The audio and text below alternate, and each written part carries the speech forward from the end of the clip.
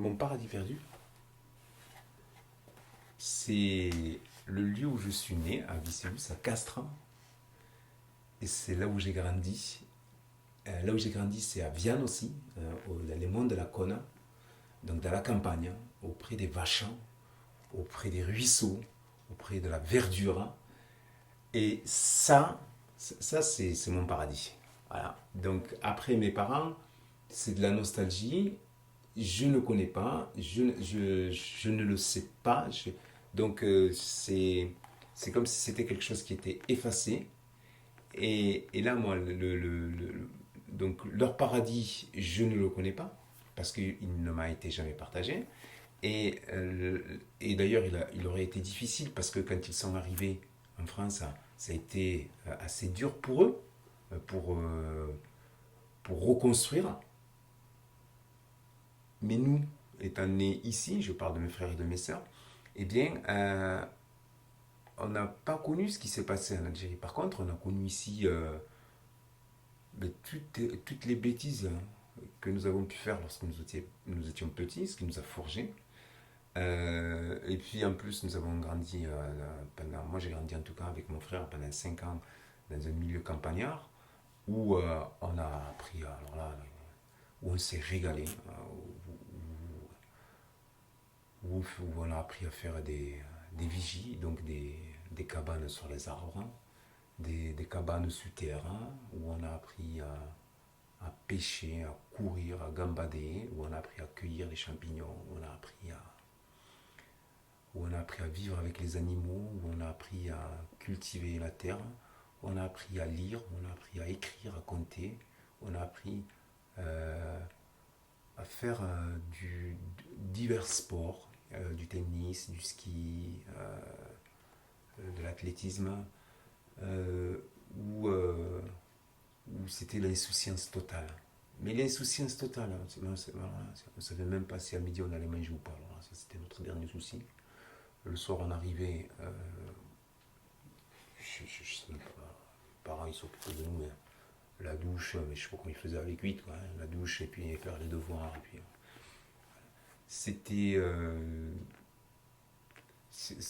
Moi, ça, c'est mon paradis perdu. Le moulin, voilà, le moulin qu'on a pu faire, les ruisseaux où on a fait du n'importe quoi, des barrages, on a essayé de faire, on fait toutes les conneries qu'on fait quand on est petit, quoi. Et puis, moi je me souviens de mes parents qui m'achetaient des chaussures et qui devaient changer pratiquement tous les 3 mois, tous les 4 mois. Voilà, c'était... Un jour, je me souviens, j'étais rentré, ils m'avaient acheté une paire de chaussures neuves, une paire de tennis neuves. Je suis arrivé, ils étaient déchirés. Les pantalons, n'en parlons pas. Il y avait des rustines partout. Donc, c'est un truc. Voilà, ça, moi, ça, c'est mon paradis perdu. Voilà. Cette insouciance, ça, c'est mon paradis perdu. Après, celui de mes parents, franchement, je ne le connais pas. Mais je suppose qu'ils ont dû vivre aussi des moments comme j'ai vécu, mais à leur façon, dans leur milieu, à leur époque. Et après, bon, je ne sais, après, ils sont nés dans un pays. Enfin, aujourd'hui, on peut dire qu'ils étaient nés dans ce qui était un pays ou une région qui était occupée par la France.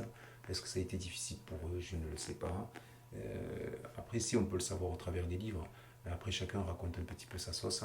Donc, moi, j'ai appris en tout cas au travers de ce qui a pu être dit sur l'Algérie française que c'était pas Jojo, autant d'un côté que de l'autre, hein, qu'il avait été fomenté euh, qu'il avait été fomenté des attentats vis-à-vis de pour certains vis-à-vis de leur propre population, pour accuser l'un et l'autre, et ainsi de suite. Enfin, tout ça, je crois que c'est vrai, parce que dans une guerre, il n'y a rien de propre. Hein. Tout est permis, tous les coups sont permis. Et donc, je crois qu'ils ont dû vivre. Je ne sais pas si. Après, c'est à eux qu'il faut leur poser la question, mais moi, j'y suis jamais arrivé. Et leur paradis, ben, il est peut-être là-bas lorsqu'ils étaient jeunes. Je ne sais pas comment, de quoi il était fait. Par contre, moi, mon paradis, c'est Viane et Castres. Ça, c'est mon. Alors, ça, c'est la classe. Voilà. Finalement, qu'est-ce que tu as appris de tes parents? Alors, de mes parents, ce que j'ai appris, c'est jamais lâcher quelque chose. L'opiniâtreté. Et savoir, quand on prend une claque, hein, quand on prend un KO, il savoir se relever. Voilà ce que m'ont donné mes parents. Et ça, ce n'est pas rien dans la vie. Savoir toujours aller au-delà, de l'avant, et ne jamais lâcher prise. Et que tout arrivera.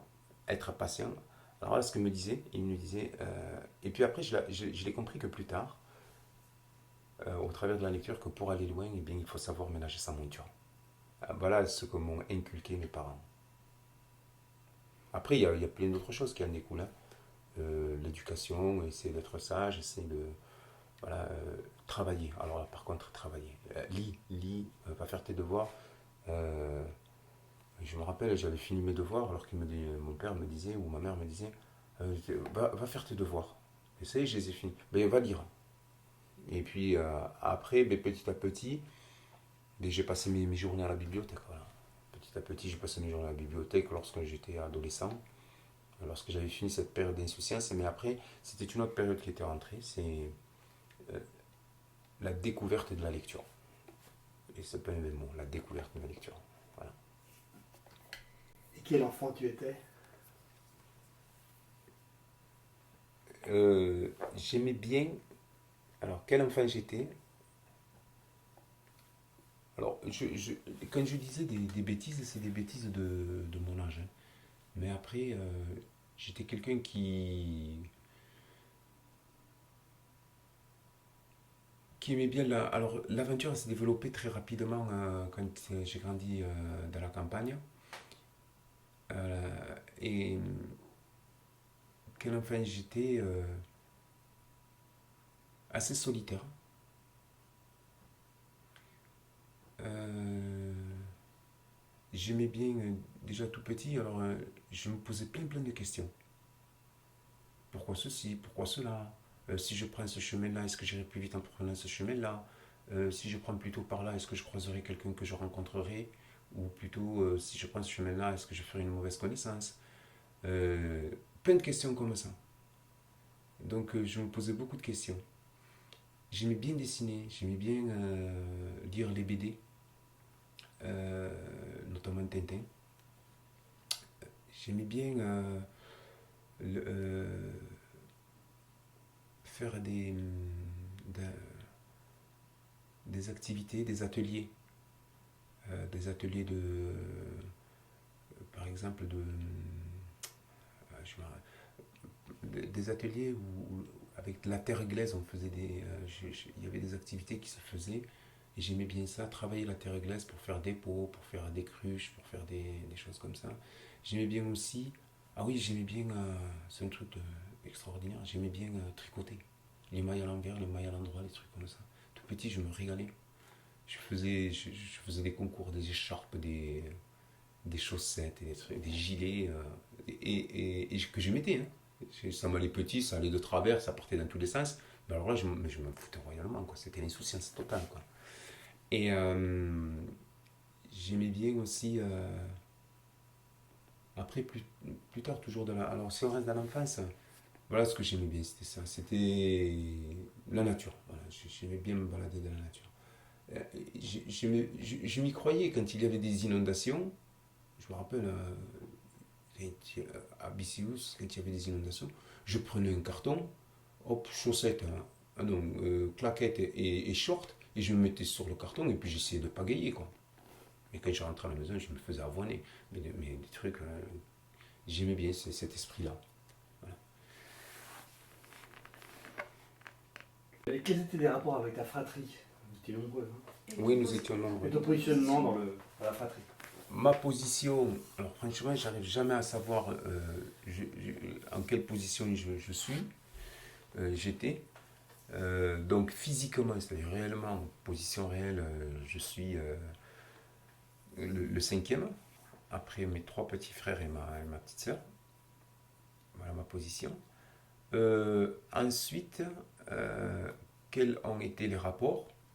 Eh bien, comme dans une famille, eh bien, c'était difficile. Mais après, on, on comprend la difficulté que plus tard. Quand j'étais petit, je ne comprenais pas qu'il y avait une difficulté, je ne comprenais pas qu'on était 8, c'était normal pour moi, 8. Voilà, je suis dans une famille de 8, mais je me foutais mais royalement. Enfin, c'était pas mon souci, quoi. Et puis en plus, mes deux grandes sœurs et mon grand frère s'occupaient de moi. Donc, notamment ma grande sœur qui s'occupait de moi. Donc là, il n'y avait pas de. Moi, j'étais dans l'insouciance totale parce qu'il y avait au-dessus de moi des gens pour s'occuper de moi, en dessous de moi pour que je puisse faire des âneries avec mes petits frères et mes petites sœurs. Donc voilà pour la position physique. Mais après, plus tard, j'ai vite compris que même si j'avais des sœurs et des frères, le chemin que j'allais parcourir ne dépendait que de moi. Et donc j'ai vite compris, après ça a été très rapide, hein, que j'étais... euh, que là, j'avais compris qu'à 8 c'était oppressant. Et oppressant, ça veut dire que bien il fallait faire avec les 8 quoi. Il fallait partager un appartement, un F5 à 8. Il fallait vivre ensemble. Et donc j'essaie toujours euh, de mettre en place, euh, fictivement, euh, un espace vital. Voilà. Ça, je l'ai compris très rapidement à l'adolescence. Et que pour ça, eh bien, il fallait respecter ce que je voulais pas que l'on me fasse, il fallait pas que je le fasse à mes frères et mes sœurs. Donc du coup, respecter, qu'il soit petit ou qu'il soit grand, respecter tout le monde. Et, euh, et puis après, pour pouvoir travailler, le mieux c'était de s'extirper de la maison, donc la bibliothèque, où j'ai passé des heures, des heures, et des heures, et des heures, et des heures, et des heures. Même pendant les vacances, c'était 8h ou 9h, elle ouvre à 9h, 8h, 9h, ouais, 9h. Elle ouvre à 9h midi, 14h, 18h. Bibliothèque annexe municipale. Et là, j'ai passé toute ma vie, pendant les vacances ou hors vacances. Et ça m'a forgé. Donc ça, c'était bien. Et puis après, c'est pour ça que j'ai demandé à être interne à Toulouse, au lycée. Alors qu'à Castres, des lycées, il y en a. Il n'en manque pas. Et du coup, là, j'ai pu encore beaucoup plus m'épanouir. Parce que j'avais besoin de sortir de mon cocon familial pour pouvoir faire mon chemin. Mais ce cheminement a commencé très tôt, c'est pas arrivé du jour au lendemain. Voilà, donc Quand tu étais enfant et jusqu'à l'adolescence, quels étaient tes rêves? mes rêves, être scientifique. J'étais curieux de. Je me rappelle une fois, j'avais démonté une pile cylindrique, hein, classique, hein, le plancher. Et puis, ben, j'ai regardé dedans ce qu'il y avait. Et, et donc, je me suis dit, mais comment ça fonctionne? Après, j'avais regardé dans des livres. Je savais qu'il se formait des réactions chimiques, mais je ne comprenais pas très bien comment ça fonctionnait, tout ça. Bon, aujourd'hui, je suis capable de l'expliquer. C'est parfait. Et c'est le départ de la science. Et après, j'ai j'étais passionné par tout ce qui était science pure, hein, science, c'est-à-dire physique et chimie. D'abord la chimie, après la physique. Après, j'ai vite compris que la physique et la chimie, ça pouvait pas aller, ça pouvait pas rester. Enfin, ça devait s'expliquer. Si on devait l'expliquer, ça ne pouvait s'expliquer qu'avec des mathématiques.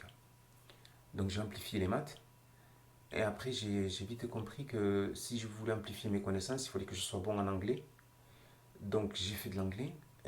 Donc j'ai amplifié l'anglais. Et puis après, du coup, j'ai vite compris aussi que s'il fallait que l'expression de mes idées, eh bien, il fallait savoir lire, écrire.